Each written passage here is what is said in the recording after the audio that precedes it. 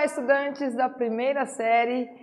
Estamos aqui para mais uma aula de Educação Física comigo, professora Vanessa, e com a nossa intérprete Jéssica. Tudo bem, Jéssica? Espero que esteja tudo bem com vocês também. E vamos ao nosso conteúdo de hoje. A gente vai retomar o assunto de lutas, né? Até uma brincadeira aqui, né, de um tipo de luta, claro que não existe, né? Esse golpe aí, mas é uma brincadeira aí com relação às lutas, que já é, quando a gente observa essa imagem, a gente já imagina uma luta. E qual é o objetivo da nossa aula? Então, é relembrar e aprofundar o conceito de lutas, identificar a história das mesmas e também diferenciar a classificação, como é que ela é classificada, fazer essa diferença. Tá? Então, eu trouxe para vocês 3 classificações, a gente vai ver quais são elas. Você se recorda de como as lutas surgiram? Você consegue lembrar como elas surgiram? Claro que se eu perguntar para vocês por que vocês acham que surgiu a luta, dá para a gente ter uma ideia mais ou menos, né? O porquê. Sabe quais são as classificações das lutas? Lembra que eu falei que são 3? Você sabe dizer como a gente pode classificar elas? Vamos conhecer algumas curiosidades de algumas delas, então a gente vai conhecer algumas curiosidades de algumas lutas. Então vamos juntos verificar isso durante a nossa aula. Primeiro, vamos definir o que são essas lutas, né? Primeiro a gente tem que definir o que são as lutas. Vamos lá? São disputas em que os oponentes se utilizam de técnicas e estratégias de desequilíbrio, golpes, imobilização ou exclusão para o desenvolvimento de ações de ataque e também defesa. Então vamos lá. Algumas lutas elas vão utilizar o desequilíbrio. Quando eu desequilibro o meu adversário, por exemplo, e coloco ele com as costas no chão, eu atinjo um ippon, por exemplo, e eu consigo ganhar uma luta. Então, esse é um exemplo de desequilíbrio. Golpes. Então, golpes a gente tem aqui, ó, na imagem aqui que vocês podem acompanhar. Então, são vários golpes em que ele desfere sobre o seu adversário, tem o gancho ali, então tem vários golpes. Essa luta aqui é o boxe, que a gente pode identificar. Imobilização. Quando eu falo imobilização, a gente pode pensar, por exemplo, no jiu-jitsu, que a ideia é eu imobilizar o meu adversário através de um armlock, uma chave de braço, e fazer com que ele desista da luta, ele bata e desista da luta. Ou então um estrangulamento, né, que eu vou fazer com que ele perca ali o ar e talvez, né, pode ser que aconteça que ele desmaie e acabou a luta, ou então ele bata porque sabe que isso pode acontecer. Ou exclusão.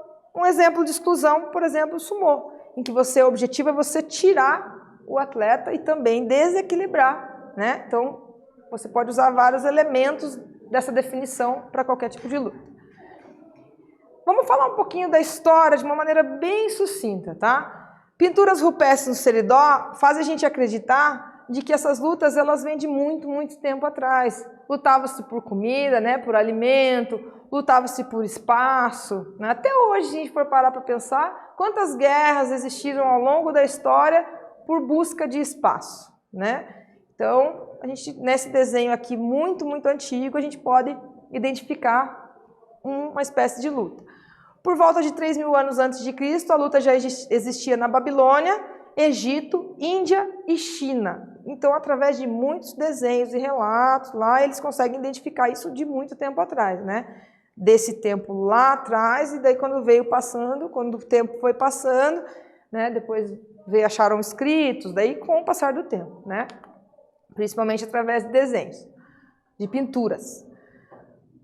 Nos Jogos Olímpicos da Antiguidade, desde 776 a.C., na Grécia Antiga, daí a gente vem trazendo, tá? Daí teve a luta grega, o pugilato, que é essa luta, e o pancrário, né? Que a gente pode identificar que era aquela luta em que eles utilizavam uma espécie de, né, de metal nas mãos, né? Que tentavam para que os golpes fossem mais contundentes, tá? Daí com isso, consequentemente, eram ferimentos mais graves. E se a gente parar para pensar na história, muitas vezes as lutas elas acabavam com a morte de um dos adversários, uma das pessoas que estavam lutando. E daí por isso vieram as regras para que isso mudasse, né? Isso com o passar do tempo.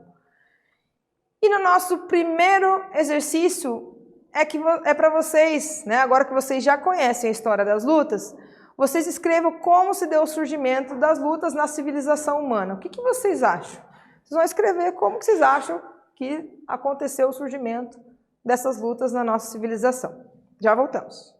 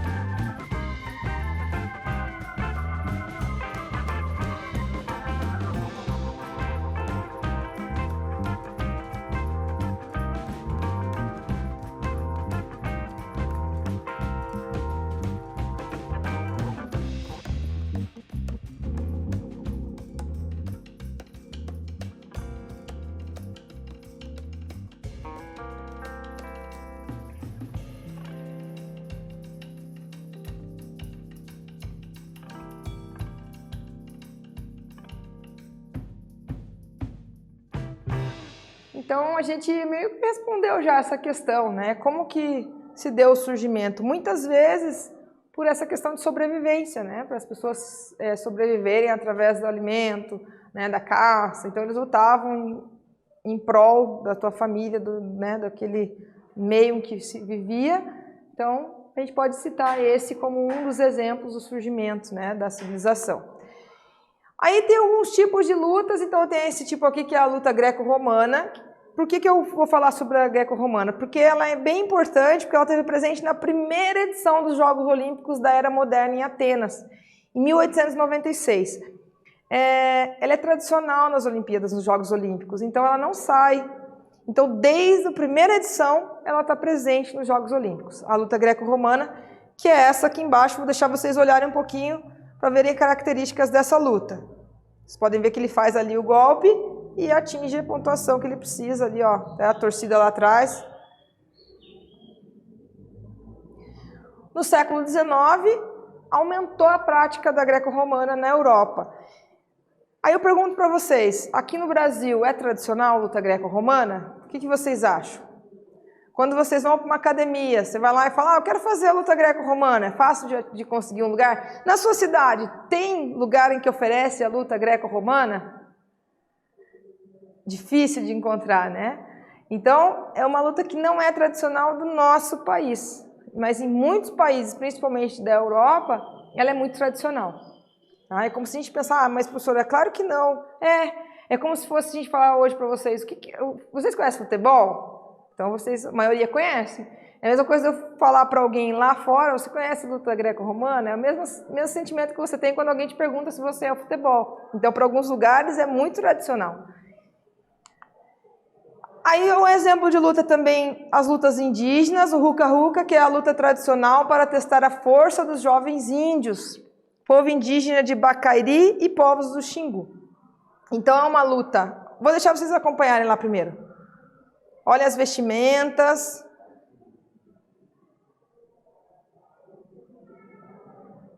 Então é uma luta indígena, né, bem importante, bem conhecida. Muitas escolas fazem essa luta para os alunos deles vivenciarem. Então fica uma dica aqui para os professores realizarem essa atividade quando for trabalhar o conteúdo de lutas. Fica aí, bem legal de trabalhar com adaptações, óbvio, na escola.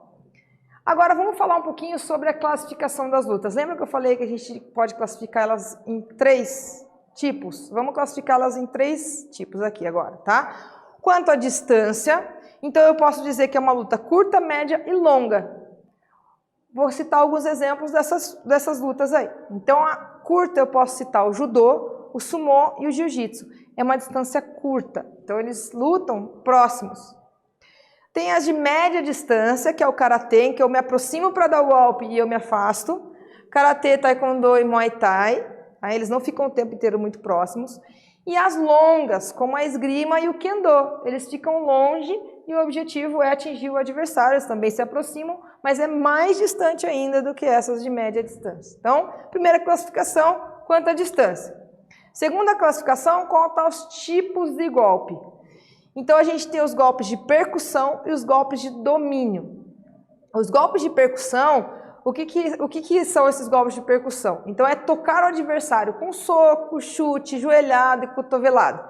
Exemplo, Muay Thai, Karatê e Taekwondo. Então, o objetivo é eu tocar o adversário com isso. Soco, chute, joelhada, cotovelada, eu dar um golpe de percussão.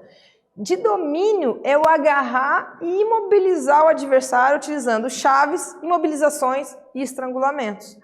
Então, eu posso citar o judô e o jiu-jitsu como exemplo de lutas classificadas pelos seus golpes, lutas de domínio. Tá? Então, esses outros 2 tipos de golpes. E a última classificação é quanto ao surgimento histórico. Então, a gente tem as lutas ocidentais e orientais, que provém do pancrário e do pugilato, berço da Grécia e da Roma, né, no caso ocidental. A oriental, desenvolvimento de técnicas de respiração e combate, e surgiu na Índia. Então, aqui a gente citou 3 exemplos de como eu posso classificar as lutas. Tá? E agora vamos ver um pouquinho, para curiosidade, alguns significados dos nomes das lutas. Então, muitas delas existem um significado, né, por trás. Então, a gente vai ver alguns deles. O Aikido seria o caminho da harmonia, o Judô seria o caminho nobre, o Jiu-Jitsu, a técnica nobre, o Karatê, o caminho das mãos vazias, Kung Fu, aquele que é muito habilidoso, né? Taekwondo, o caminho das mãos e dos pés, e o Tai Chi, grande absoluto supremo. Então aqui só uma curiosidade do significado das artes marciais, né? Como que a gente pode compreender, né, que uma coisa tem ligação com a outra. Por exemplo, o Karatê, o caminho das mãos vazias. Então eles lutam sem armas, enfim, tá? Vamos falar um pouquinho sobre um outro tipo de luta, que é o boxe olímpico. Então, no boxe olímpico, a gente tem diferença do boxe olímpico para o boxe profissional. Então, existem diferenças entre eles, tá? Existem diferenças. O boxe profissional tem alguns elementos em que o boxe olímpico não tem, o boxe olímpico tem alguns elementos em que o boxe profissional não tem. A gente vai falar um pouquinho do boxe olímpico. Tá? O boxe olímpico, o lutador, quando ele é derrubado, né? Então, 10 segundos a partir da queda, né? E o oponente tem que ficar longe. Então, assim, ó, o que significa isso? Quando o lutador ele é derrubado, se ele ficar 10 segundos derrubado, o árbitro vai dizer out, tá? Quer dizer que ele está fora, tá? Ele perdeu a luta. Só que o que tem que acontecer? Então, por exemplo, eu vou lá e dou um golpe no meu adversário, ele cai, eu tenho que me afastar. A partir do momento que eu me afasto, o árbitro ele vai começar a abrir a contagem. Se ele chegar até 10, ele está fora. O lutador que está caído está fora e vence a luta quem desferiu o golpe. É obrigatório contar até 8. Como assim, professor? É obrigatório contar até 8? Por exemplo, vamos voltar no mesmo exemplo. Eu desferi um golpe contra meu adversário, ele caiu, tá? Ele ficou 3 segundos no chão e ele levantou. Né? Eu estou afastada e ele levantou. Mesmo assim, o árbitro ele vai contar até 8. Tá? Ele conta até 8 e aí para. Beleza, levantou, continua a luta. Se ele cair novamente sem eu tocar nele, né, vai contar o 9 e o 10 só. Então, por exemplo, ele levantou e está ainda cambaleando, chegou no 8, contou até 8, aí ele vai para lutar comigo e cai. Aí o árbitro vai contar 9, 10 e ele está fora, sem condições de luta. Tá? Só para vocês entenderem como é que funciona a contagem. E a gente chega no segundo exercício. Em sua opinião, qual que é a diferença entre briga e luta? O que você acha? Qual a diferença entre duas pessoas estarem brigando e entre duas pessoas estarem lutando? Pense que nós já voltamos.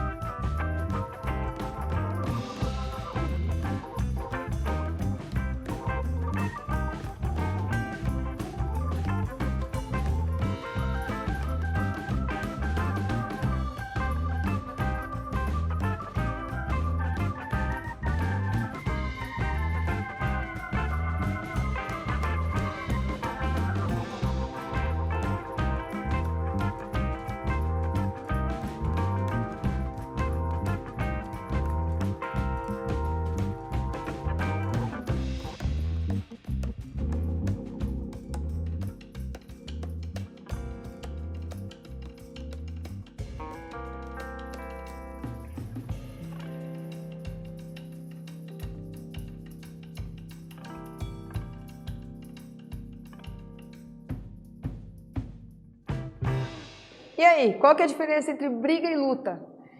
Então, se vocês disseram que briga seria violência, agressão, né, sem regras, tudo muito certo. E a luta, existem regras, existe respeito, né, não é com fins de violência, não é com fins de agressividade, né, também tá certo, tá? Então, a diferença entre elas é basicamente isso. Tá? As lutas, elas existem regras, existem muitas filosofias atrás das lutas, isso é muito importante de frisar. O respeito, que é o que não acontece na briga, ele tem que ser prezado, é um dos fundamentos principais, né? Um dos princípios principais das filosofias das lutas, então é muito importante que a gente entenda qual que é a diferença entre briga e luta. Tá? Continuando, sobre as curiosidades. Então, o boxe francês ele era chamado de La Boxe Française, que era uma luta que foi criada por Charles Leclerc na década de 1830, e o uso dos pés era permitido e até estimulado. Olha que interessante. Vocês conseguem pensar num boxe, uma luta de boxe, em que podia usar os pés? Né? Olha que interessante essa luta. Curiosidade mesmo. Né? Então, ele era estimulado. Daí eles viram que não cabia e daí eles retiraram. Né? Então, mas existiu. Aí esse atleta aqui, né, o Bradley Stone, o Jimmy Murray e Steve Watt foram alguns pugilistas que morreram em consequência dos ferimentos do boxe. Então, falando um pouquinho sobre boxe profissional aqui no caso, muitos atletas eles levam muita pancada na cabeça, né, na caixa torácica. E como vocês sabem, nosso cérebro está ali, né? E através dessas pancadas, por muito tempo, treinamento, lutas e tudo mais, muitos acabam acarretando problemas mentais, muitas vezes, né? Então, esses atletas, eles morreram em consequência desses ferimentos aí do boxe, né? Que são coisas, né, que acontecem dentro do mundo do boxe, né? Mas isso não quer dizer que eu vou fazer boxe e vou morrer, muito pelo contrário. Né? Só uma explicação de, por conta de muita pancada, pode ser que aconteça nesses atletas de alto nível. Com relação aos gladiadores, era uma cultura romana, tá? Como que era? Então, eles iam para o Coliseu, né? E aí eles colocavam criminosos, escravos ou prisioneiros de guerra no meio ali. e eles duelavam até a morte, até que ficasse, né, uma pessoa viva, por exemplo, tá? Rudis era a espada de madeira que ia conferir a liberdade, então quem conseguisse, né, através da luta, matar todos os seus oponentes ali, ele ganhava essa espada, e daí essa espada dava para ele a liberdade. Tá? Então, por que era feito isso? Porque o que acontece? As lutas, elas foram vistas como espetáculo. As pessoas, você consegue imaginar que as pessoas iam pro local, elas sabiam que pessoas morreriam, elas assistiriam essas mortes, elas ficariam felizes com essas mortes, né? Porque era um entretenimento. E aí, muitas vezes ainda, elas decidiam, através do polegar, tem algumas controvérsias, que alguns dizem que quando o polegar era para baixo era para matar, e quando era para cima era para viver, e muitos dizem que era o contrário, né? Então, mas enfim. E as pessoas iam para esse local para ver esse momento, né? Até meio fúnebre aí, mas era o entretenimento das pessoas, as pessoas gostavam disso, né? Acontecia, infelizmente acontecia, né? Então, aí fica aí para vocês refletirem um pouquinho sobre o que vocês acham desses duelos. Muitas pessoas falam, não, professora, mas eram criminosos escravos e tinha que acontecer mesmo. Outras pessoas acham um absurdo, então fica a critério de vocês, né? Não sou eu que vou dizer o que é certo e o que é errado. Cada um tem sua opinião, a gente tem que respeitar, como as lutas pedem como princípio principal, respeitar a opinião de todos vocês, tá? E o nosso terceiro e último exercício, elabore e produza seu mapa mental com o tema lutas. Então você vai colocar lutas no meio e fazer o seu mapa mental. Nós já voltamos.